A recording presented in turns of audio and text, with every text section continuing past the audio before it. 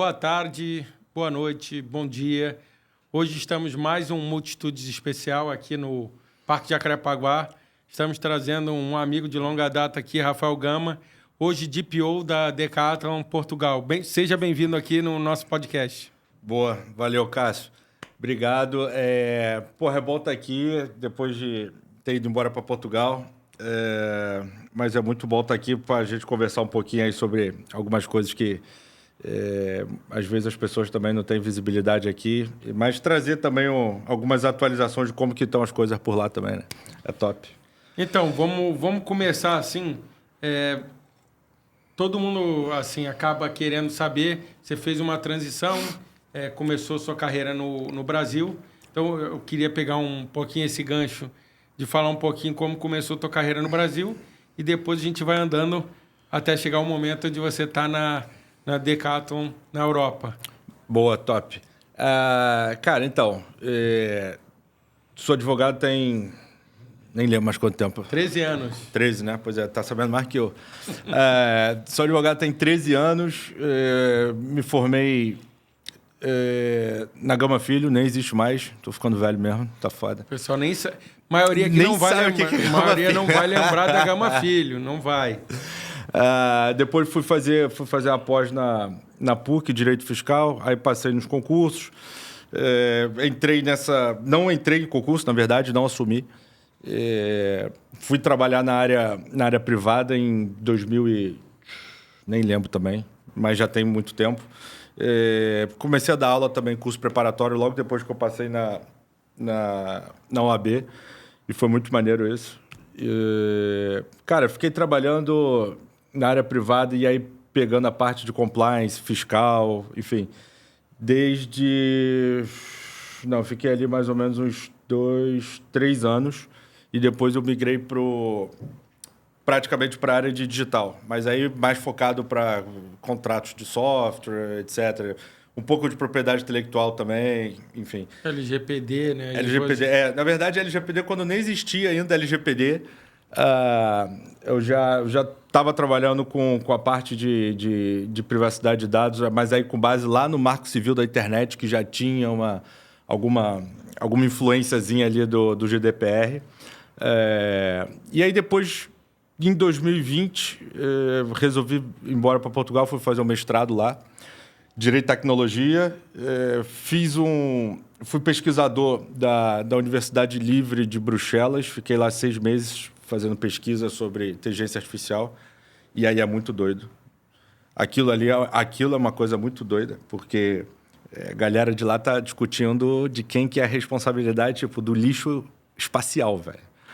Sacou? Tipo assim... Já está há 30 anos na frente, já pensando. É muito doido. Tecnologia emergente para os caras já é uma coisa... enfim, AI já não é mais tecnologia emergente há um tempo dentro do mundo acadêmico, né? Não dentro do mundo prático. Mas... E depois eu entrei fui head de privacy do escritório de São Paulo, do PG. Lá no escritório também eu fui DPO, fizemos vários projetos de implementação de LGPD em várias empresas grandes, Grupo Edson Queiroz, que é o pessoal lá do Nordeste, da Minalba, enfim, Nacional Gás, Elbor também, FEM, Laboratório. Então foram vários segmentos da economia, o que foi top, né? Porque aí você vai pegando vários mazelas ali das áreas. Fui DPO também de várias empresas lá. E quando eu saí de lá, isso eu já estava em Portugal, né? Quando eu saí de lá, eu entrei na Decathlon como DPO de lá. Depois fui acrescentando algumas funções ali. Fui responsável de gestão pessoal do país. Respondi pelo jurídico da logística, pela parte digital inteira, transformação digital. Então, tem uma bagagenzinha. Tem um pouquinho disso aí. E pô, é maneiro porque eu tinha 2 parâmetros, né? Quer dizer, eu tinha duas visões diferentes ali com relação à privacidade também, o que foi muito bom.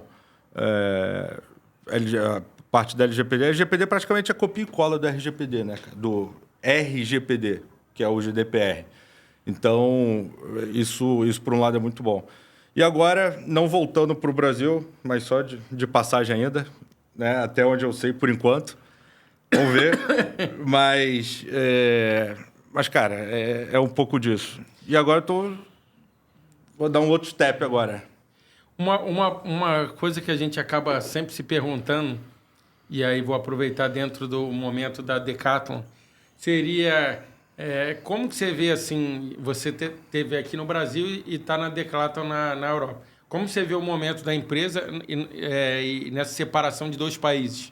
Até porque o Brasil ele está aqui no hemisfério sul, apesar dele ter uma grande massa de consumo, e Portugal é menor, mas está na Europa. Assim, você acaba, querendo ou não, por trabalhar num grupo que é global, você acaba tendo uma noção de dados e coisas. E aí, vou aproveitar para a gente começar a falar um pouquinho mais de coisas diferentes, o pessoal ter uma noção desse... A gente aqui no Papo vai acabar fazendo uns embates, não que seja comparações entre Brasil e Portugal, mas de ter a ideia, porque, querendo ou não, todo mundo fala, pô, Portugal está na Europa, quero sair do Brasil e ir para Portugal, ou entrar na Europa nesse momento. Eu acho que é uma coisa para a gente mostrar um pouco do que o pessoal quer saber. Cara, maneiro. Então, vou lá, começando pela parte da Decathlon. A pandemia foi meio que um divisor de águas ali, né? Não só para a Decathlon Portugal, mas para a Decathlon de uma forma geral. Não só para a Decathlon também, mas para todo mundo. Mas especificamente para a Decathlon, só para você ter uma ideia, o marketplace, a parte do marketplace da Decathlon foi praticamente criada no meio da pandemia. Tinha sido criado um pouco antes, mas ela alavancou ali na pandemia. E-commerce, a mesma coisa. Então, assim, a Decathlon hoje ela vive um momento interessante de rebranding, né? Acho que já deu para perceber, até o logo dela mudou. Posicionamento também da própria Decathlon. Ela que superou a Adidas, hoje a bola da Champions League é da Kipsta, que é uma marca da Decathlon. Tem uma coisa interessante também que acho que muita gente não sabe. A Decathlon, todas as marcas que são vendidas na Decathlon, fora Adidas, Nike, essas mais conhecidas, são marcas da Decathlon. Tipo Quechua, Between de bike, Kipsta, um monte, cara. São mais de 100 marcas próprias. Né? Então, assim, isso é uma parada muito maneira. E aí, o porquê que eu estou falando isso? A Decathlon vem passando por esse momento agora desse rebrand, né? Um posicionamento que é necessário também. Que é real, qual que é? O nego fala assim, preciso comprar uma parada para fazer um esporte. Mas vai que eu não gosto. Vou lá comprar uma Decathlon, é baratinho, se eu não gostar, tá tranquilo. É tipo uma... Vamos comparar? Seria igual a Smart Fit. Tu fala assim, vou me matricular, o valor é condizente, se eu não for... Eu vou deixar lá, só que a Decathlon você comprou. Então, assim, é um público de entrada no esporte. Se gostar, depois vai evoluindo até chegar num geral. Isso, eu compro ali, se eu não quiser... Se eu gostar, eu vou para Nike, eu vou para Adidas, eu vou para Puma. E aí a Decathlon começou a perceber que... Falou, não, mas espera aí. Mas a parte dos meus produtos que é topo, eu estou concorrendo com a Adidas e com a Nike. Então, hoje você vê o cara que, se eu não me engano, que foi campeão da Volta à França, corre com a bike da Between. A bola da Champions League, Kipsta. Olimpíadas, Decathlon, patrocinador oficial. Então, está passando por um rebranding justamente no sentido de se posicionar no mercado de uma forma que você não olha para ela e fala, vou lá comprar uma Decathlon porque é barato e qualquer coisa... tudo bem. Vamos dizer, para ficar mais fácil, ela fez a entrada dela no mercado como uma marca de entrada e ela viu que ela tem espaço para ela expandir para produtos de maior qualidade. E ela foi elevando esse caminho de acordo com o crescimento dela perante o mercado. A real é que sempre teve, na verdade, cara, os produtos top. Só que ninguém ia para a Decathlon procurar um produto top. Porque todo mundo tem assim, eu vou jogar futebol. Aí o que tu escolhe? É Adidas ou Nike? Eu vou jogar basquete, eu vou na Spalding. Isso. Todo mundo tem uma marca. Exatamente. Ela não é embrionária, e é o que você falou, talvez ela não tivesse posicionamento. Nicho. É isso. Ela perdia quando falava das outras marcas. Então, assim, o exemplo da Between de bike, cara, o laboratório da Between na França é uma coisa absurda. Mas a Between é grande, é relativamente grande na bike. Ela não é uma... Eu acredito que ela não é uma Specialized, pois é. Que é uma marca americana ou tal, e já tem, vamos dizer assim, marca global conhecida. Mas a Between, ela não é uma marca assim, eu olhei e não sei o que é. Pois é. Então, a Between já tem um pouco desse conhecimento do público, mas do restante, de uma forma geral, não. De repente, ninguém sabe o que é Kipster. Não, eu sei porque a gente já conversou. Pois é. Mas realmente... Mas é a bola hoje da UEFA, velho. Sacou? Tipo assim, não é a bola do Campeonato Carioca Série C. Não, é a bola da Champions League pelos próximos 2 anos. Então, isso tudo para dizer o quê? Decathlon, ela, da pandemia para cá, ela tem investido bastante em e-commerce, como é óbvio, né? Um pouco da mudança ali, da adaptação do business model. Inclusive, toda a parte de logística também. A gente... É interna? A gente estava... 100% interna. A logística hoje, na Decathlon Portugal, passou por uma transformação digital que hoje quando você olha para ela, parece que você está dentro da Amazon. Não para volumosos, tipo bike, essas coisas. Mas, cara... organização e estrutura, né? Quando você compra no site, o primeiro contato de um ser humano é quando ele vai bipar para colocar no caminhão. Todo o resto é através de robô. Tudo automatizado. Então, assim, existe... E aí, por que na logística? Por um motivo simples. Porque o share do digital está aumentando. Né? As compras estão... O volume de compras no e-commerce, marketplace, estão ganhando um espaço, como é normal de acontecer também. Então, assim, a Decathlon tem essa operação. A operação dela é muito segregada, na verdade. Vamos supor, o Brasil, salvo engano, não tem produção. O Brasil ele tem montagem.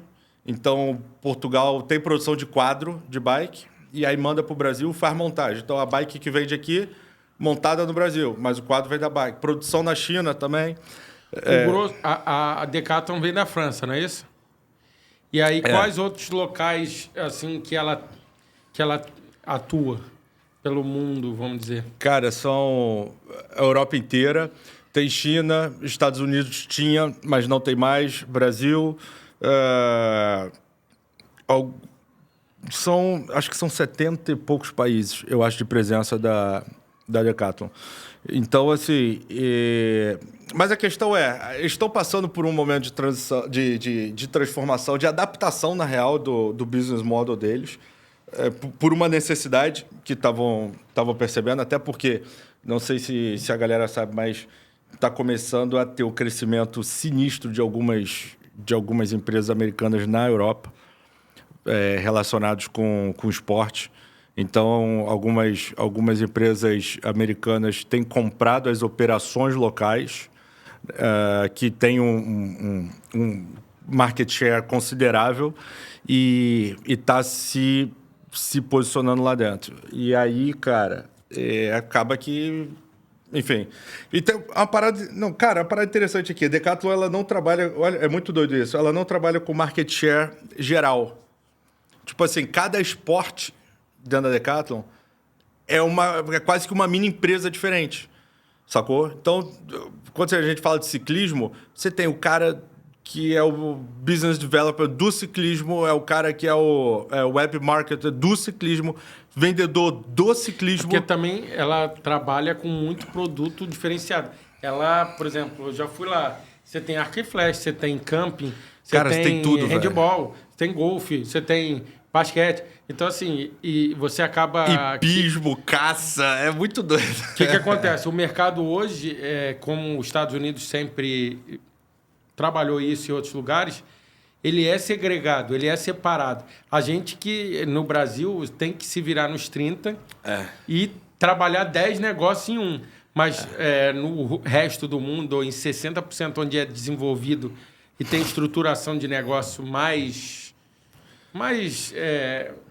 vamos dizer assim, que tem mais organização, que sobra mais dinheiro, normalmente eles acabam tendo um especialista para poder focar naquilo.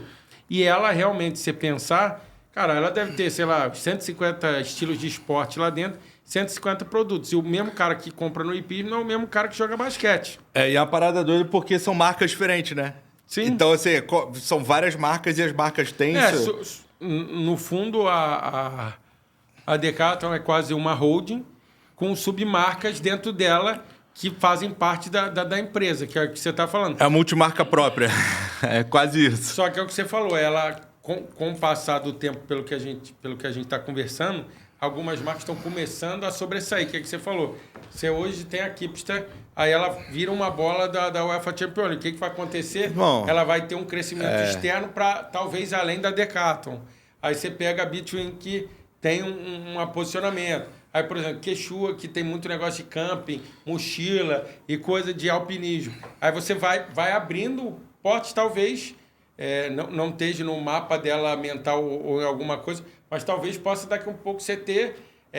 você está invadindo share em outros mercados, porque ela acaba estando internalizada dentro do negócio dela. Mas ela deve estar com um pensamento em quebrar barreiras.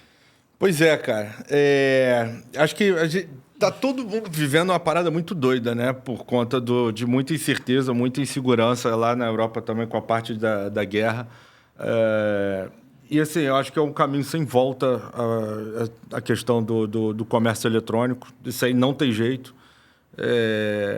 E aí, quando você pega a Amazon, que o cara consegue, você compra 8 horas da manhã em Portugal e o cara te entrega uma bike meio-dia, tipo assim, você vê que nunca é comércio eletrônico, a gente está falando de estrutura logística. Então, essas marcas, essas grandes lojas, né, Decathlon, posso falar também do Leroy, da Leroy, que é do mesmo grupo, né, da família. Cara, tá quebrando uma porrada de empresa pequena de material de construção, velho. Porque o cara, ele já tem... Eu tenho pessoas próximas que tinham loja de material de construção que acabou, esquece. Não tem essa. O cara faz o pedido a 100%, o cara entrega na porta da obra dele o que ele quer, ou em vários lugares. E ainda tem margem, né? Ele tem desconto, diminui o trabalho. É uma coisa maluca. E o que as empresas fazem? Isso é uma parada muito doida. Você já parou para perceber que às vezes você entra em alguma loja e a galera passa a venda num tablet? Já.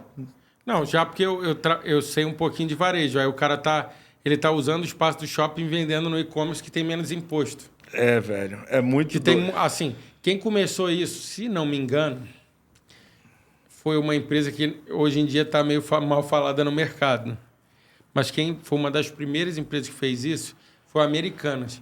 Quando montou isso em começo dos anos 2000, ela já tinha essa operação de algumas coisas. Ela abriu a loja maior e ela tinha assim, DVD, tu compra e retira. Ou então eu compro no site e retirava na loja. Click podia collect, comprar. E aí foi evoluindo até o que a gente está vendo agora. Por quê? Porque tem valores fiscais diferentes.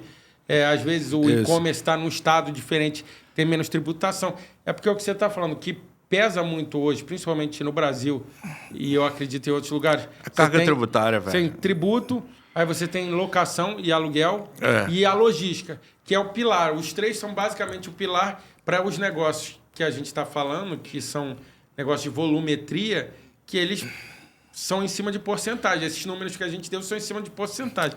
Então, se tu tirar o peso disso, o cliente vai... é o que você falou. A logística é o quê? Tempo. Eu preciso em quanto tempo? A gente analisa, igual sempre foi. Eu compro na hora, eu tiro na mão. Mas a partir do momento que eu tenho o mesmo preço e o cara me dá em 3 horas, se não for ultra urgente, eu espero 3 horas e compro online. Exatamente. Agora, quanto isso vai... É o que você falou, isso está acarretando no mercado em geral de varejo e nos outros acaba que não tanto, mas já tem um caminho para B2B... trabalhar em venda direta em online, porque o cara hoje tira pedido aqui e, vamos dizer assim, facilita algumas coisas. E aí tem quando você perguntou dessa parte da Decathlon, lá em Portugal, principalmente, tem uma coisa que a gente tem que considerar também, que é o seguinte, o Brasil é do tamanho da Europa, praticamente. O Brasil é um país continental. Né? A gente fala Portugal em dimensões geográficas, ele está comparado ao Rio de Janeiro, ao Espírito Santo. São Paulo, à Espanha. Então, assim, quando a gente fala de Portugal enquanto um país, A gente está falando da logística num país que tem menos de 1.000 quilômetros de cima a baixo. Então, uma logística num lugar desse, com 11 milhões de habitantes, uma logística num lugar desse é extremamente mais fácil do que você... Ah, não, onde é que você opera? Ah, não, Decathlon Brasil, tá bom. Porra, para Decathlon Brasil, o cara lá do Acre vai comprar no e-commerce, só que o centro de distribuição da Decathlon, sei lá, tá no Mato Grosso. Mano, não adianta, o cara não vai receber em 2 horas, velho. Ah, não, pode receber? Pode. Como? Estruturação logística. É por isso que eu estava falando a questão da Amazon. Mas é o que você está falando, aí tem um custo.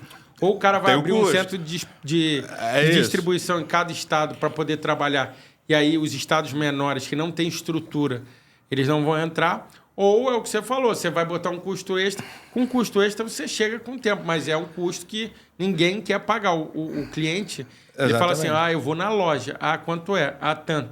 Ah, eu não vou na loja. Eu recebo de graça. Tá bom. Então, assim, acredito que isso é uma mudança.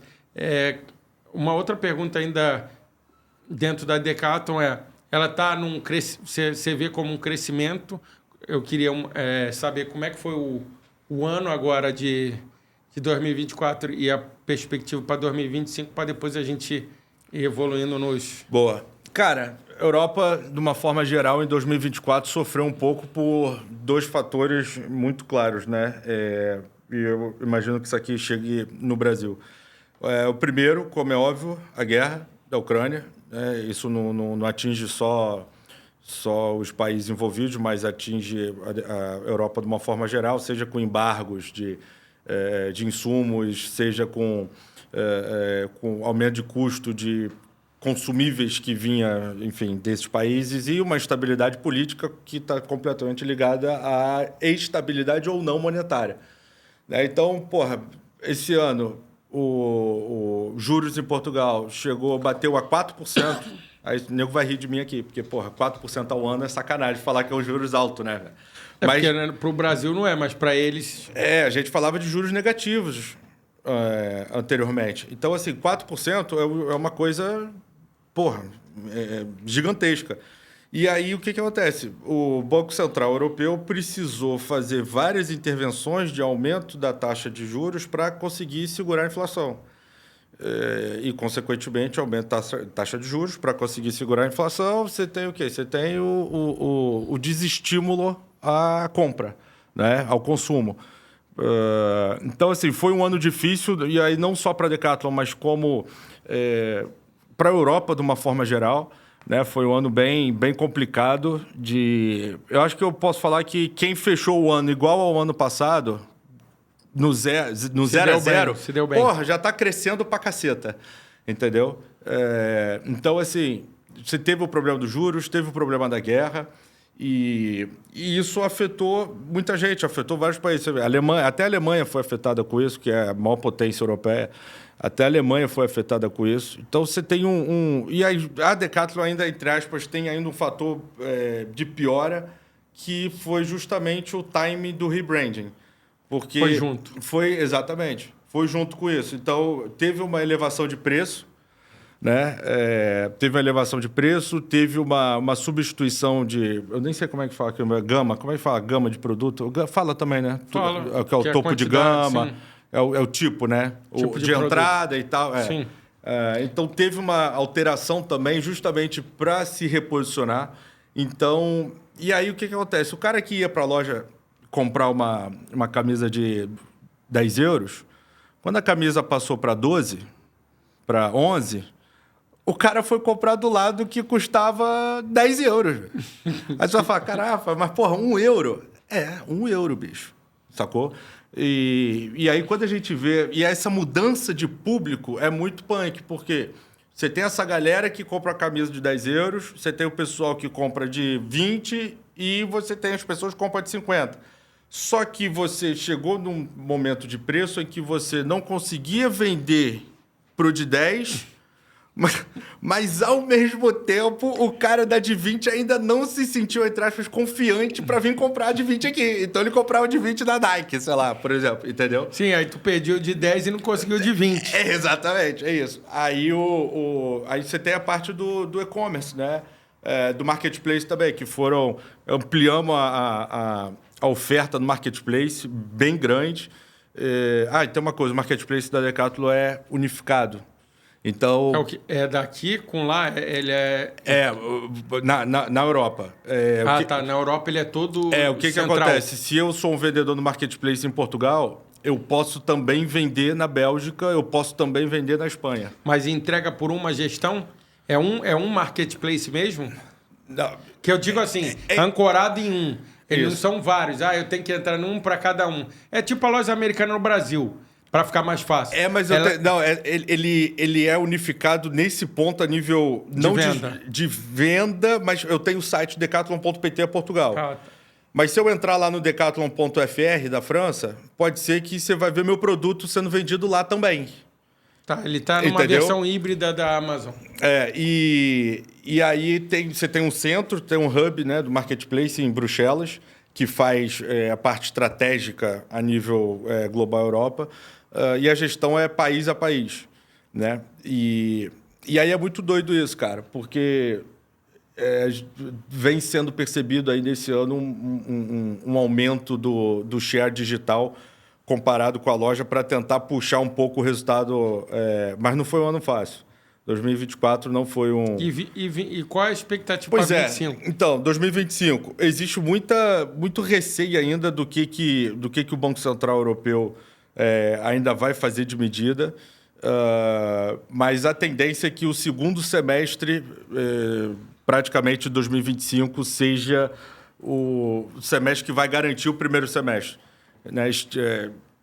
Imagina-se que as coisas a partir ali do meio do ano para frente já tem uma virada de chave ali bem interessante. Capacidade de compra, a inflação um pouco mais controlada. Tem alguns países que bateram inflação de 20%, né, de picos de inflação.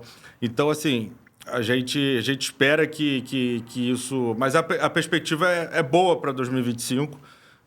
A taxa de juros não tem comentário, só está baixando cada vez mais. Vai fechar 2024 muito mais baixa, em Portugal, pelo menos, do que começou o ano. A inflação um pouco mais controlada, o poder de compra do português muito melhor. O governo também adotou várias medidas agora, justamente principalmente a parte de habitação também. Então, a tendência é que 2025 seja um ano em que o salário aumentou também, a média salarial aumentou, acho que 4% em Portugal. Então, a tendência é que o consumo volte com um pouco mais forte do que foi 2024, que foi o ano punk. Então, antes da gente evoluir para a transição que eu vou perguntar aqui, uma coisa que eu gostaria de tirar dúvida... Lá vem, cara. Seria assim, como que você vê a relação comercial? Assim, todo mundo tem uma curiosidade. Meu pai é português, meu avô é português. Então, assim, eu queria uma coisa para descontrair um pouco mais. Seria como que é a relação comercial com os portugueses, o europeu e o francês? Porque aqui a gente acaba vendo... o francês é um pouco mais... Algumas pessoas podem falar sem educação, não vou usar essa palavra, mas eles são mais rígidos. E o português é um pouco mais duro no modo de tratar. E como você conviveu com as duas, eu queria perguntar assim, no sentido de lidar no dia a dia, de algumas coisas. A gente falou um pouco desse negócio do brasileiro dar um jeitinho, faz aquela... trabalha com tudo. Lá é um pouco mais especialista, mas assim, Entendi. no geral... Entendi. Cara... Mas sem expor os europeus. Eu não posso nem falar isso, porque a minha família, 75% é europeia. Assim, só uma premissa aqui básica. Eu sou apaixonado por Portugal. Portugal me recebeu bem pra caceta, né? Que eu fui lá. É um país incrível para se morar, de segurança, de tudo. É melhor do que o Brasil? Depende do ponto de vista. É um país muito bom. França é um país também que, particularmente, eu gosto muito. Então, assim, não tenho nada contra a França, contra os portugueses, contra os franceses, mas já tive algumas experiências interessantes com os dois, né? Tanto com o português, inclusive o meu sócio é português.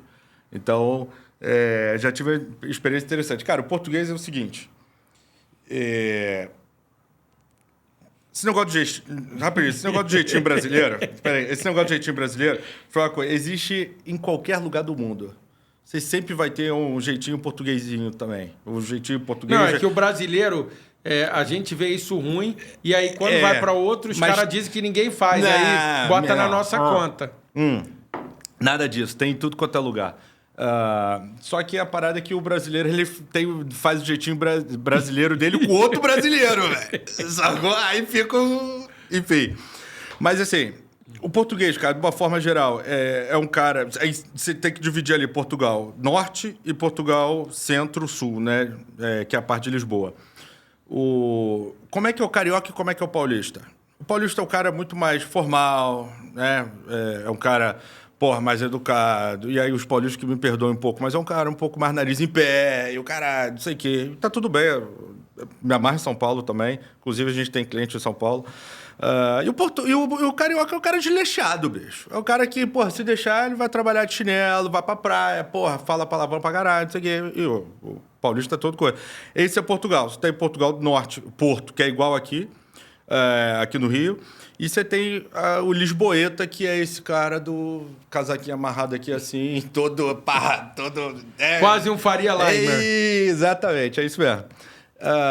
Mas, cara, o português tem... Óbvio que sempre tem exceções, mas quando a gente sai do Brasil, a gente está acostumado com um ritmo muito frenético de trabalho aqui. Acho que de uma forma geral, né? O brasileiro é um cara que é muito bom de trabalho. Ainda mais quando você vai para a Europa e começa a ver outras pessoas lá, outras nacionalidades, você vê que a gente é bom para caralho de trabalho. Então, quando a gente chega lá, as pessoas elas não têm muita pressa, elas não têm... como é que eu vou dizer?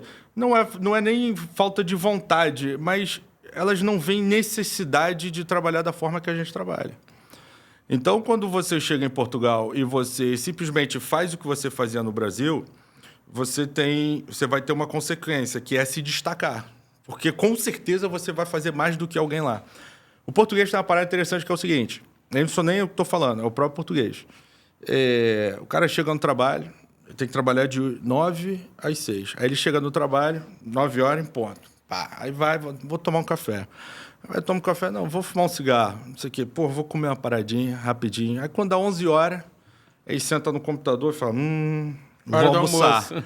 Aí ele vai almoçar, fica ali 1 horinha, aí conversa e tal, não sei o quê. Aí quando volta, falou, deixa eu só tomar um cafezinho para animar. Quando vai ver, cara, o cara trabalhou ali, 9 horas no dia, a produção dele foi de 1 hora. Sacou? E o português é aquele cara que é o seguinte, é um país extremamente burocrata, as coisas são muito difíceis em Portugal. Vocês acham que aqui no Brasil é difícil? As coisas lá são muito difíceis. E o português é o seguinte, tem aqui essa caneca e essa xícara aqui. Aí o cara vai te atender.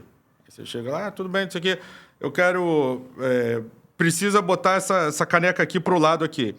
Aí ele vai olhar para você e falar, desculpa, eu não posso fazer. Está na frente dele. Ele fala, não posso fazer, mas por que você não pode fazer? Não, porque, na verdade, quem faz esse trabalho aqui é o meu colega que ele saiu de férias. Ele só volta daqui a 30 dias. Eu só posso fazer esse daqui. Não, mas você poderia fazer. Não, eu poderia, mas não sou eu que faço. Não é minha função fazer isso. Então, você encontra portugueses solícitos? Sim, mas... Ele é aquela... eu gostaria de uma coca aí. Tem coca? Tem. Então me vê uma, mas acabou. É isso. Tipo, aí tu fala, aquela mas história... não tem coca? Tem, mas acabou. Aí, então me vê uma. O cara, em vez de falar, não, eu tenho a coca, eu vendo a coca, mas eu não tenho no momento. Ou então, isso aqui, eu não vou fazer. Aí você liga e fala, o estabelecimento tá fechado? Não, ele tá aberto. Aí beleza, aí você vai lá, o negócio tá fechado. Aí você diz, mas você falou que tava aberto? Não. Ele está aberto porque ele não está fechado, mas ele só não está funcionando.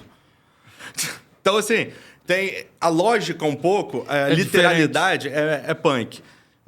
Mas, assim, são pessoas solícitas, né? Existe um pouco do preconceito com o brasileiro? Existe. Existe com o brasileiro lá, existe em qualquer lugar do mundo, mas depende também. É aquela história, meu irmão, você tá chegando na casa dos outros, vai chegar, deitar no sofá, botar o pé em cima da mesa do centro e pedir, um uísque, cara que você nem conhece? Não vai, meu irmão. Então, assim, se tu souber chegar, você chega e, vai ser top. Mas é isso. Então, o francês é pior que o português, nesse caso. Então, assim, o francês, eu não conheço ninguém que fala bem de francês, hein? Assim, França é um lugar lindo, o maior lugar de turismo do mundo, mas o pessoal não gosta do francês. O francês tem aquela coisa que é o seguinte, o francês, ele não está feliz que você está na França, ele não está feliz que você está sentado num restaurante francês. E ele não está nem aí para tentar te entender em alguma coisa. Isso do ponto de vista turístico, né? Então, você sentou no restaurante. Se você falar good morning é uma coisa, se você falar bonjour é outra. Então, assim, o francês é uma pessoa que, em geral, eles são eles e acabou. França na terra e Deus no mundo, acabou. Não existe mais nada, só França. E eles são um pouco arrogantes. O francês é um bicho arrogante, porque ele acha que sabe tudo. Na verdade, não consegue entregar muita coisa do que ele se propõe para entregar. E não gosta de trabalhar. A verdade é essa. Hashtag pronto, falei. O francês não é um cara que não gosta de trabalhar. Então, porra, para produzir essa caneca aqui, o cara vai fazer... Ou melhor, para colar isso aqui na mesa... Eles vão contratar 17 pessoas e eles não vão conseguir colar isso aqui na mesa, porque vai faltar alguém para olhar para ver se está tudo bem. Então é um ótimo lugar para o brasileiro trabalhar. Cara, por um lado. Claro que no outro você vai ter uma... Mas vou te falar, eu achava que era também, Cássio, mas sabe qual é o problema? Se você fizer parte de um processo de trabalho em que você está no meio, você está fudido. Então, mas eu não... Por quê? Porque você não vai receber o que você precisa para fazer o teu. E quando você receber, você vai entregar numa velocidade que... O cara não vai acompanhar. Que o cara da frente vai falar, não, calma. Então, mas lá é um bom lugar para você criar coisas inovadoras, porque lá não é que não tenha, mas a velocidade, que nem você está falando do mundo, lá ela funciona numa velocidade diferente. Então, o que vai acontecer? Para coisas... Claro que eles não vão ser early adopter e nem nada disso. Mas talvez você consiga empenhar algumas coisas que muita gente quer fazer, mas não quer meter a mão para fazer. Externamente, que eu digo. Internamente, eu entendo que você está falando, você vai ficar parado no processo. Exatamente. Porque você depende de um na frente e do cara que te entregou. Agora, de novo, exceções, né? Até mesmo na Decathlon, eu trabalhei com franceses que, pô, eram máquinas de trabalhar. Agora também eu cheguei a trabalhar com franceses que... Esquece. Não trabalhei, na verdade. Não consegui trabalhar, não consegui avançar. Então, esse é uma parada um pouco complicada. Agora, não sei se eles deixam de ter razão em muita coisa, não, cara. Vou te falar por quê. 5 horas da tarde, você vê a galera sentadinha ali nos cafés, tomando um champanhezinho, depois do trabalho, trocando boa ideia, e a gente tá aqui, meu irmão, no trânsito, correndo para um lado e pro outro para trabalhar. Pra quê? Não, mas é porque lá tem alguém que paga a conta. Pois é, mas... Você tem que ter... A verdade é, para você funcionar, você tem que ter alguém que paga a conta. Será que a questão é ter alguém que paga a conta, ou será que o brasileiro, ele não quer as coisas numa velocidade muito maior do que elas poderiam acontecer numa velocidade menor? Porque assim, a França funciona, Portugal funciona, os países funcionam, a União Europeia funciona. Mas eu vou te dar um exemplo. Sacou? Vou te dar um exemplo. Eu viajava muito para São Paulo. E São Paulo, um pouco antes de 2020, você chegava 1h da manhã, 2h da manhã, tudo estava aberto. E você igual Nova York. Então, você se acostumava. E todo mundo funciona nisso. Hoje em dia, você chega em São Paulo 2, 3 horas da manhã, você deve ter 10 a 20 lugares. Eu fico puto. Então, é aquela história. Você se acostuma. Lá, o cara se acostumou a viver numa velocidade dessa. Só que ele entende que quando ele vai pedir um negócio, também ele não tem. É igual meus pais falam que antigamente não abria posto final de semana. Então, se eu quisesse viajar final de semana, eu tinha que chegar na sexta, comprar 2 tanques de gasolina e botar no carro. É mais ou menos o que você está falando. Eu tenho que entender que se eu diminuir a velocidade, as coisas que a gente quer na nossa velocidade, ela não sai mais. Exatamente. Mas aí a gente vai discutir o que faz mais sentido. Quais são as consequências das duas velocidades? Não, sentido Sacou? faz o que... Sentido, isso eu não cultural. Eu não vou, na verdade, eu não vou poder falar a comparação. Mas é aquela assim, cada um escolhe o seu. Tem gente que é mais velocidade e tem gente que não funciona a velocidade. E tem gente que funciona totalmente, que você nem está falando. Você pega Nova York, a capital do mundo. Todo mundo adora? Não. Não? Muita gente adora. Não todo mundo, sim, mas muita assim, gente... Por quê? Porque lá tem tudo, lá você encontra tudo. Aí tem lugar... Hoje em dia existe o movimento slow, que é isso que você está falando. Cara, vou te falar na Bélgica. Aqui, um exemplo claro, quando eu morei lá, na Bélgica. Eu morava num prédiozinho, top, maravilha. E na esquina, tinha uma esquina, 2 prédios do lado era o meu. E aí, na parte de baixo da esquina, isso é muito doido. Foi uma coisa que eu não consegui entender até hoje. E na esquina tinha uma vendazinha, tipo uma quitandazinha, um mini mercadinho, que era um senhorzinho que trabalhava lá, belga, e volta e meia eu ia lá comprar uma besteirinha. Cara, só que eu chegava lá na segunda-feira, 10 horas da manhã, estava aberto. Eu chegava terça-feira, 11 horas da manhã, estava fechado. Aí na segunda-feira seguinte, na mesma hora que eu fui, estava fechado. Mas à tarde estava aberto. Aí eu falei, porra, bicho. Qual a lógica?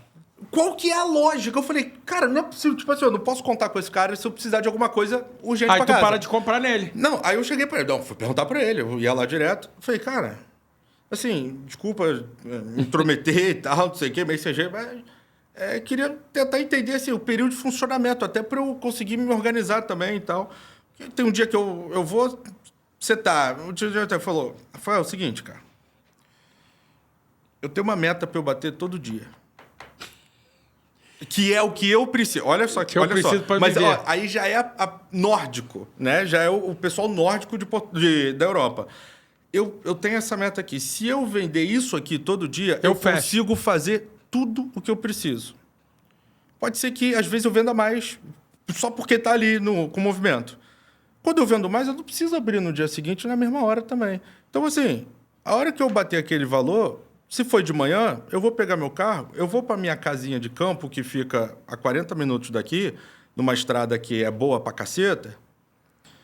Eu vou sentar na minha casa com calefação inteira, linda, maravilhosa, de campo, e vou tomar meu vinho. Eu vou ouvir minha música, eu vou curtir minha família. Aí eu falei, cara, mas se você bateu tua meta de manhã, a cabeça...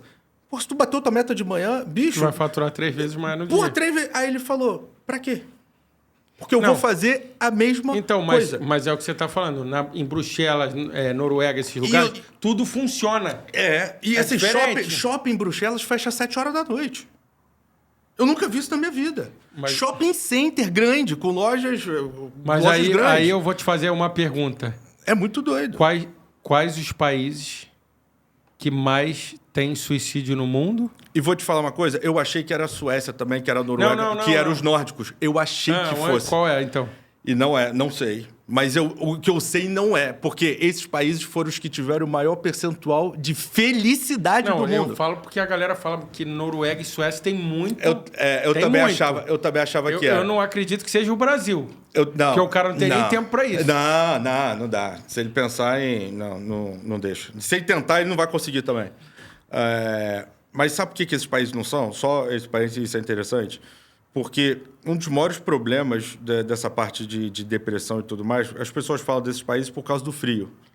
O frio afasta. Eu sei que eu vivi isso em Bruxelas. Eu falo de, às vezes, também o cara ter tempo sem fazer nada. Mas... Então, assim, a galera nórdica ela é muito ela. Né? Esquece espaço. Você vai sentar num lugar, ninguém vai falar com você. Pô, você entrar num grupo é difícil pra caraca, eles são muito fechados. Mas o problema todo não é necessariamente o frio, é muito mais a falta de relacionamento com as outras pessoas. O ser humano é um ser relacional, né? Então, eu fico imaginando esses países nórdicos como se eles vivessem uma permanente pandemia. Porque ele é trabalho-casa e casa tá junto com as mesmas pessoas sempre, sacou? E o nórdico não tem aquela coisa, pô, chega em casa, vamos comer, chega aí. Não, tem. Tem muito essa separação. Bruxelas tem um pouco mais isso porque a capital europeia, tem gente de tudo quanto é lugar do mundo, então você tem uma diversidade. Já está misturado. Mas assim, eu recebi uma proposta do... eu posso falar também, já não foi? Aqui não tem IKEA, né? O IKEA. Não. Eu passei de PO lá, só que tinha que ser presencial, na Suécia, cara. Aí eu fui negociar, eu falei, cara, eu vou ficar 2 mesezinhos em Portugal e tal, só no meio do verão. E eu trabalho de home office, Rafael, infelizmente não dá. E aí eu olhei e falei, cara, então eu não consigo. E por que eu não conseguia? Pô, o salário era, sei lá, 12 vezes maior do que o de Portugal. E por que eu não ia conseguir? Não é por causa do frio propriamente, não é nada disso, mas por conta justamente de como que as pessoas vivem nesse lugar, como que elas se relacionam, porque elas não se relacionam. E isso para mim era muito difícil, entendeu? Eu sou um cara que sai, eu gosto de estar com a galera, não sei o quê. E aí quando você chega lá e aí você não tem a galera, é muito punk isso. E eu não fui, cara. Não fui porque eu falei, Rafael, fica um aninho. Cara, esquece.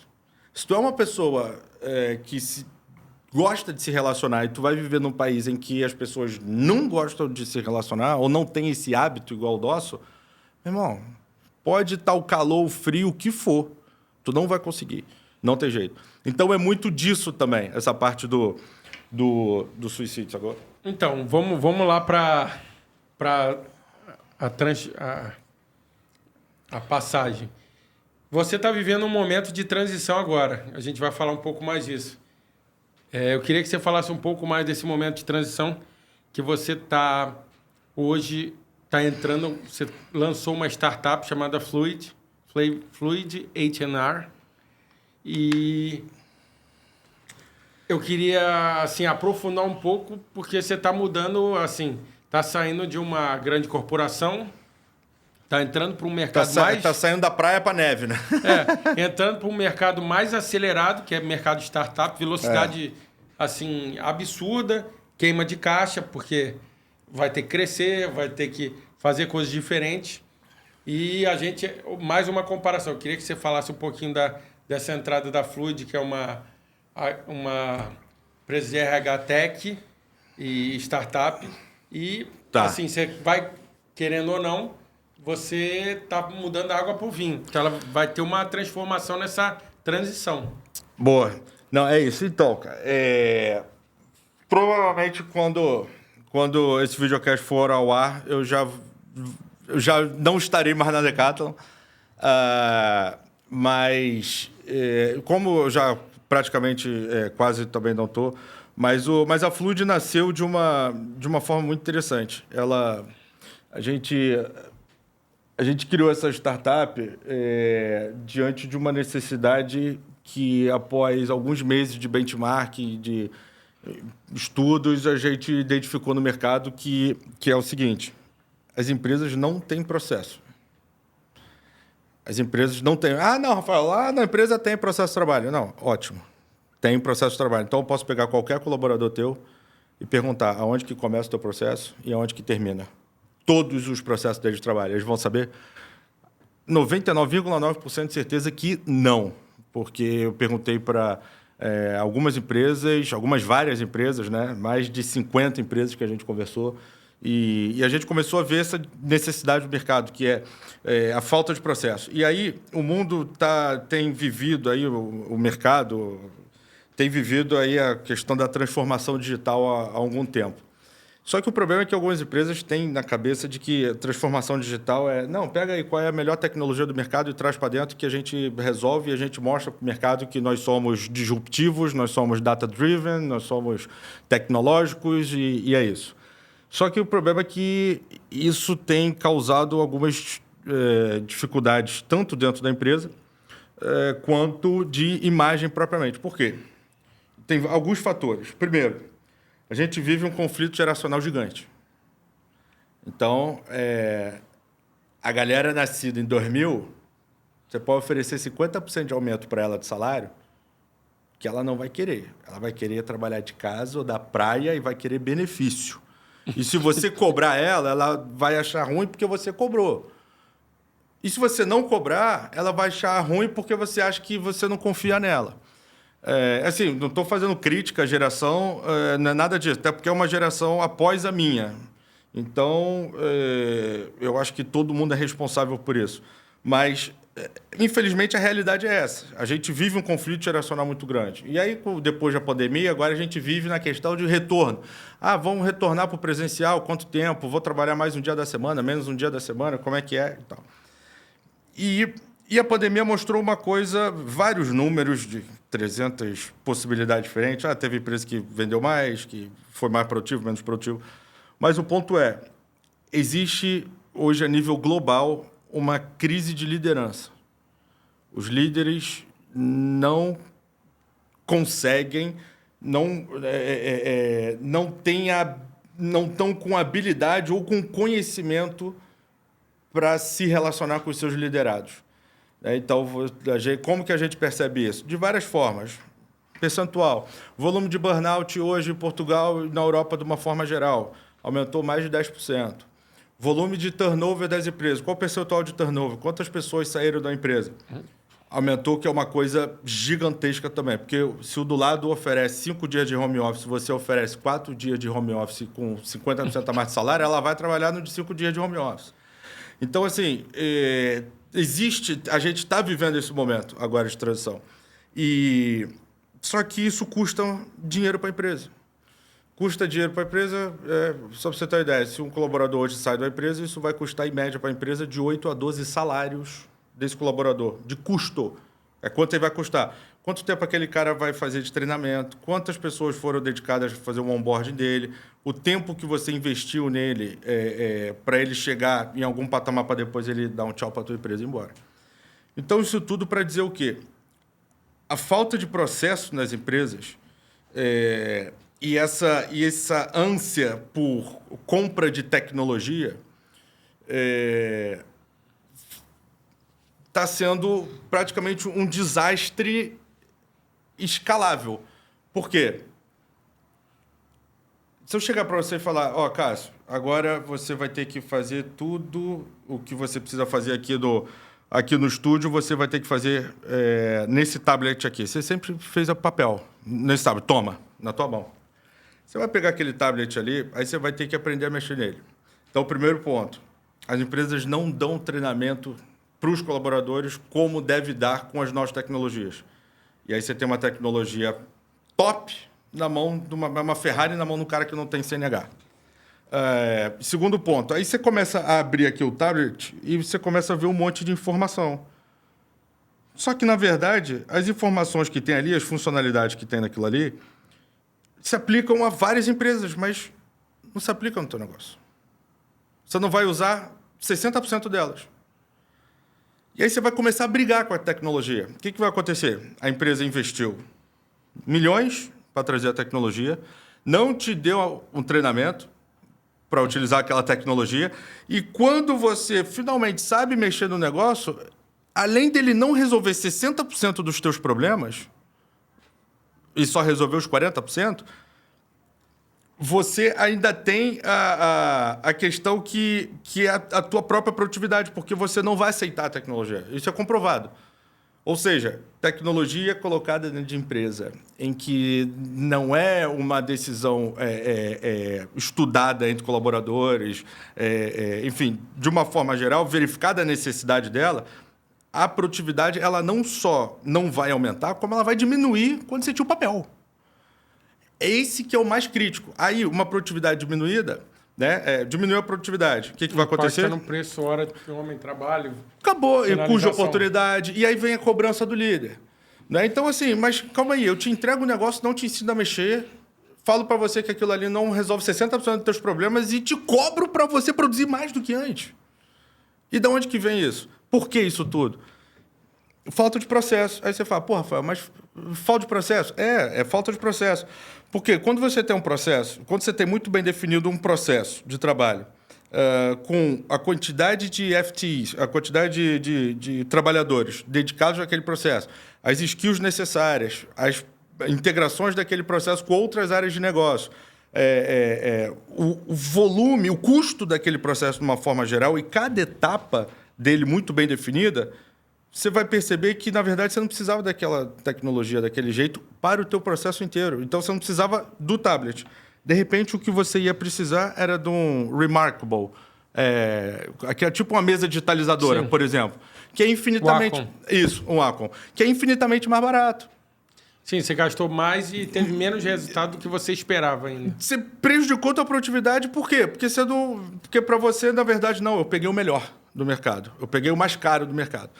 Né? Então, a Fluid, ela nasce um pouco diante desse feedback que a gente tem do mercado, diante dessa necessidade.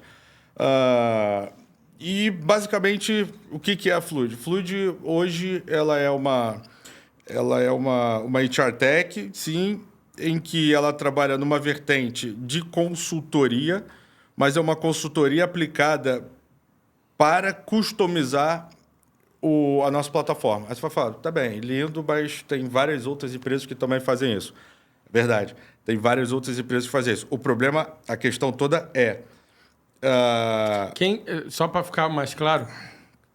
Quais são as outras empresas? Quem seriam? Solids, Senior, LG, que é lugar de gente, Metadados, SAP, Workday. Não, é só para pontuar para o pessoal. Tem várias empresas fazendo. E aí, o que acontece? Quando a gente trabalha nessa pegada, e a gente tem essa abertura, na verdade, da empresa, a gente trabalha toda a parte de customização do software, que é um SaaS, não deixa de ser um SaaS, mas ele é um SaaS, a forma como ele foi desenvolvido, a infraestrutura dele, ele é um SaaS que permite um volume de customização que vira quase um on-premise para a empresa. Justamente a consultoria que a gente faz junto no momento da implementação, na recolha de informações... Você praticamente pega o SaaS e monta uma coisa mais direcionada para o cliente. Sem retirar aquilo que a gente tem ali da nossa expertise, entendeu? Sim, usando o que você já pesquisou nas 50 empresas para poder atingir o processo, mas focado na melhora do cliente. Exato, esse é o ponto. O outro ponto é a nossa inteligência artificial. Qual que é a questão aqui? A Fluid, um dos valores da Fluid é justamente ela ser uma empresa human-centered. Ou seja, todas as nossas decisões, todos os nossos desenvolvimentos, o nosso design, ele foi feito sob o ponto de vista do colaborador, e não para o colaborador. Então, nosso foco é o foco... Quem costuma falar isso é o Alfredo Soares, do G4. É o foco do cliente, e não foco no cliente. Então, o nosso... porque, na verdade, não foi feita... você fez como um cliente, pensando assim... eu estou utilizando. O que eu preciso? O que eu preciso nisso aqui? E exatamente. Não assim, vou fazer para vender para um cliente. Exatamente. Então, muito por isso essa pegada de human-centered. E aí, a nossa AI, qual que é a questão? A gente tem os dois formatos, desenvolvemos uma machine learning própria nossa, com a base de conhecimento própria de dados nossos. E a Fluid, ela trabalha com vários módulos, né? Ela é um ecossistema integrado, mas pode ser utilizado só os módulos. Então, recrutamento, onboarding, gestão de contratos, parte de processamento de salário, parte de gestão de horários também, time off, time attendance, enfim, gestão de férias e tal.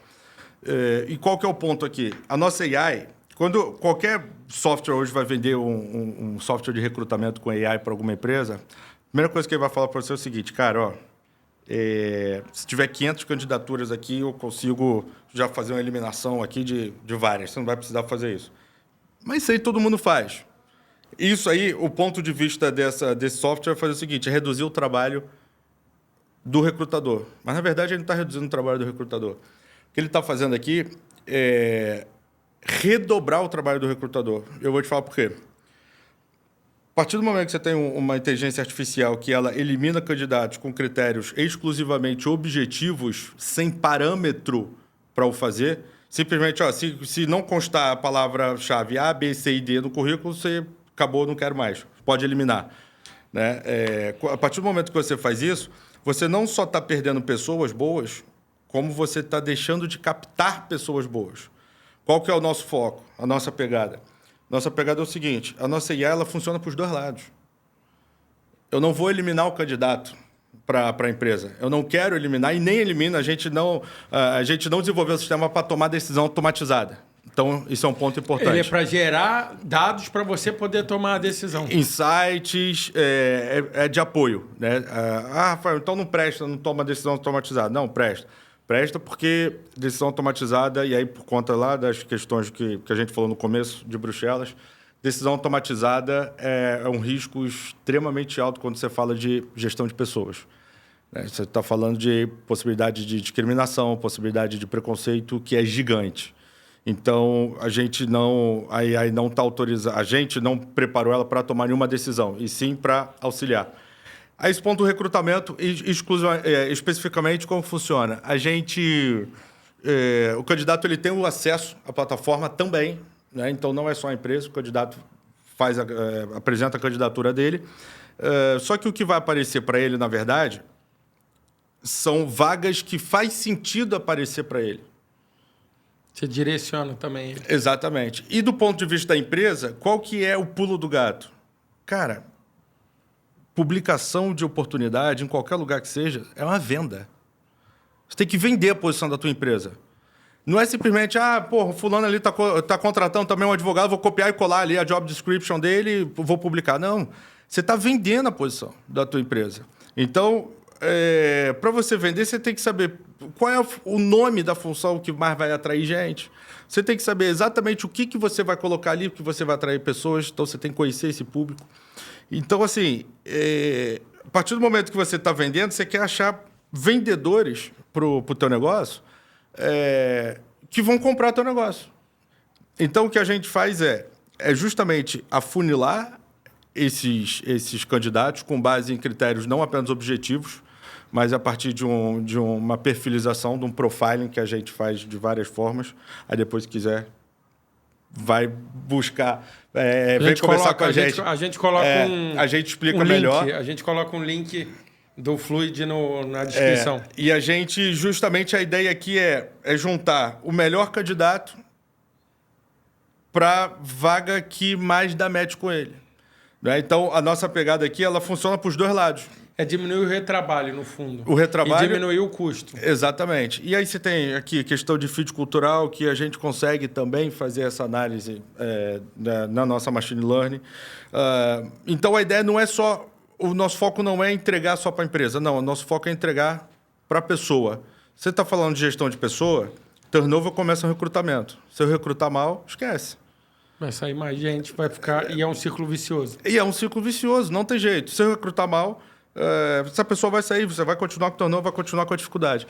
Então, além de trazer para a empresa quase que uma shortlist, né? Ela pode procurar vários candidatos, mas nós apresentamos para ela uma shortlist daquilo que faz sentido para ela, da mesma forma que a gente apresenta para o candidato também.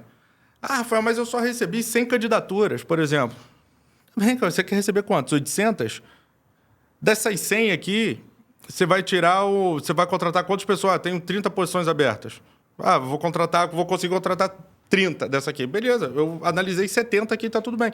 Se quiser receber 400, não tem dificuldade. Então, a pegada da Fluid é muito essa. É uma pegada que é focada na necessidade, praticamente, de quem está utilizando o sistema e a partir de uma visão do ser humano de uma forma geral. Entendeu? Nosso foco não é só profit, mas é também bem-estar. Bem-estar de quem utiliza, contribuir tanto com a experiência do colaborador quanto do usuário. E hoje a ideia da Fluid é atender quais mercados? Ela vai atender global, ela vai atender Brasil, ela vai atender Europa? Qual é a... Cara, hoje a gente está operando em Portugal e Brasil, né? A gente já tem alguns clientes aqui no Brasil, já temos alguns clientes em Portugal também.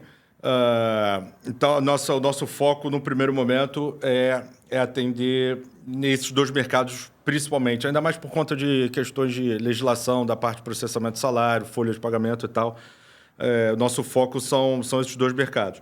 A gente atende... A verdade é que a Fluid tem capacidade de atender empresas de 5 colaboradores até 100 mil colaboradores com estrutura a nível global em 10, 15, 20 países, com diversos centros de custo. Mas o que a gente tem focado agora bastante também são em empresas primeiro, que queiram mudar a forma de visualizar ali um capital humano dela, né? E aí, por que eu estou falando isso? Porque o RH, na verdade, ele é deixado de lado. Ninguém dá dinheiro para RH. RH é burocracia. Ainda é. Né? Porque, assim, é uma área que não é que não teve evolução.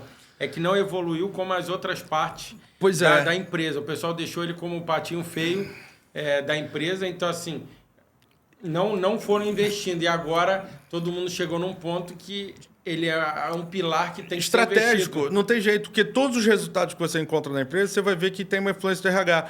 Qual é o do teu CAC? É tanto. Por quê? Vai ter gente trabalhando demais, ou enfim, ou de menos, etc. Tudo mais. Qualquer métrica que você traga para dentro do financeiro, você vai ver que você tem uma repercussão oriunda de um trabalhador. Então, você tem uma necessidade de ter um RH estratégico. E aí o ponto voltando à tua pergunta, questão de Portugal e Brasil. Então, a gente atende esse tipo de empresas de vários setores, né? Desde 5 colaboradores até 50, 70, 100 mil colaboradores. Mas a gente tem entrado em bastante empresas com uma média entre 500 colaboradores, 1.000 colaboradores. Tem sido um range bem interessante para a gente por vários motivos. Porque empresas, principalmente empresas globais, quando a gente fala de empresa global, a vontade de substituir um sistema de recursos humanos, apesar de que a gente tem até uma proposta que a gente está em curso, a gente está elaborando uma proposta para uma empresa global, a vontade de substituir é grande, mas a disposição para substituir é baixa. Pequena. Porque você tem um período de change management muito pesado, você tem uma... transformação geral muito grande. Mudança de sistema é sempre algo crítico. E vai ter que mudar a cabeça de quem está atendendo. Exatamente. Funcionário, tem todo um processo. Não é que, querendo ou não, no pequeno é fácil de modificar. Agora, tu pegar 100 mil funcionários e trocar, ainda tem essa transformação, que nem você falou, e até o cara pegar, se ele vai pegar do jeito, né? Tudo isso, e processos que também... querendo ou não, você vai ter que fazer todo mundo passar. Então, a gente já pensou nisso para esses tipos de situações, a gente desenvolveu uma POC, mas é uma POC paga. Né? Então, foi uma POC, mas aí o camarada ali oferece um free trial ali de 30 dias. Beleza. Vai lá usar o free trial dele. Primeiro, você não vai utilizar, porque é de graça. Você não vai estar nem aí. Vai fazer um testezinho, legal, bacana, vai largar de lado. Segundo, o free trial dele, você não tem um acompanhamento. Então, como funciona a nossa POC? Nossa POC, a gente... a empresa, no caso, ela define uma equipe piloto. Quem que vai participar da POC? Um líder de dentro da empresa e algumas pessoas chaves. E a gente faz uma análise, um levantamento das tuas métricas hoje, e depois, em média, dependendo do tamanho da empresa, dependendo da necessidade da empresa, de 60 a 90 dias de POC. E a gente faz um acompanhamento semanal e mensal com a empresa. E a gente vem fazendo levantamentos justamente para quê? Primeiro, para ver a usabilidade. Isso faz sentido para mim ou não faz? Segundo ponto, para a gente conseguir, junto com esse futuro cliente, mostrar para ele que a Fluid consegue dar resposta às necessidades dele. E terceiro, depois que ele acaba a POC, ele simplesmente fala, cara, eu acho que não está no meu momento de mudar porque eu vou prejudicar os meus colaboradores. Na verdade, você está dando um gostinho para ele ver o que a curto prazo pode melhorar e está dentro do bolso ou da transformação que ele pode, sem prejudicar ou não a operação. Isso. Exatamente, é exatamente isso. Assim, a gente, graças a Deus, a gente tem tido feedbacks bem interessantes dos nossos clientes, né? O pessoal tem gostado bastante, porque a Fluid é um sistema limpo, né? As telas são bem cleans, e isso a gente ouviu de todos eles. É uma tela, quando você entra no sistema, é uma tela que você tem tudo o que você precisa para aquela tela, mas, ao mesmo tempo, é uma tela extremamente clean, mas sem perder conteúdo. Então, tudo que a gente conseguiu trazer para o back-end, para o desenvolvimento e tirar da tela, a gente trouxe, justamente para deixar isso. Porra, tu entra em sistema hoje, alguns, não vou falar não, porque senão vão achar que eu tô falando mal do sistema. Mas tem alguns sistemas, cara, chega a dar ansiedade, da quantidade de informação que tem na tela. Tipo, na parte lateral aqui deve ter uns 15 ícones em cima, mais uns 50 em todas as telas que tu vai. Tu fala, caralho, pra onde que eu vou aqui agora? É muito doido, velho. Então, assim, a nossa é justamente isso. Tem naquela tela o que o cara precisa fazer, entendeu? Então, voltando para mercado e tal, como que você vê a evolução e, assim, qual a expectativa de faturamento, de crescimento da Fluid para 2025? Cara, como é que você vê isso? Tá. A gente está, na verdade, estamos preparando aí tem algumas coisas que eu não posso falar, que eu fui proibido de falar, mas... Estamos preparando algumas coisas aí com relação ao investimento, mas a nossa previsão, o nosso forecast de uma forma geral do nosso negócio, a gente vai lançar em janeiro agora também um novo business model também, que é a subscrição pelo site. Isso vai ser top para a loja, 5 colaboradores, merrequinha por mês, self-onboard, menos de 7 minutos para ter acesso integral à plataforma, com validação de documentos e tal. Mas para 2025, nossa previsão é de fechar 2025 com pelo menos 25 mil colaboradores licenciados, né? 25 mil licenças vendidas, e o faturamento anual, aí, a previsão de um faturamento anual por volta entre os 15 e 17 milhões de reais. É um pouco isso que a Fluid... só voltando. A Fluid nasceu em julho desse ano. Tá. Pensando nisso, você falou que ela está, no caso, no momento startup. Vocês estão procurando investidor, vocês estão fazendo vesting, estão entrando em seed. Como é que também está esse momento? Ou já passou desse momento, pelo menos por enquanto, até você estabilizar um pouco mais e entrar num outro round? Pois é, a gente... na verdade, a gente teve um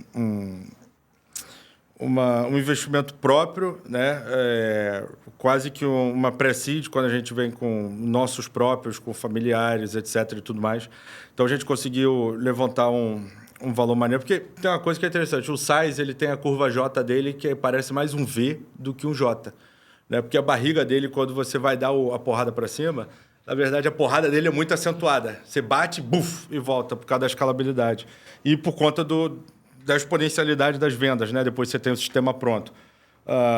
Mas a gente conseguiu fazer um levantamento tanto capital próprio quanto com o pessoal de casa, enfim, familiares. Tipo bootstrapping, né? Exatamente, tipo um bootstrappingzinho, no formato pré-seed. Eu falo pré-seed aqui também mais por conta do estágio, né? A gente não tem um MVP, a gente não está com uma prova de mercado, se o negócio funciona ou não. Na verdade, a gente já sabe que funciona, mas a gente está agora, no momento, poderia te falar, se a gente fosse hoje para uma rodada de investimento, preparar para uma rodada de investimento, seria uma rodada de uma seedzinha. Ou com venture capital, enfim. Mas graças a Deus a gente não está precisando, não. Por enquanto.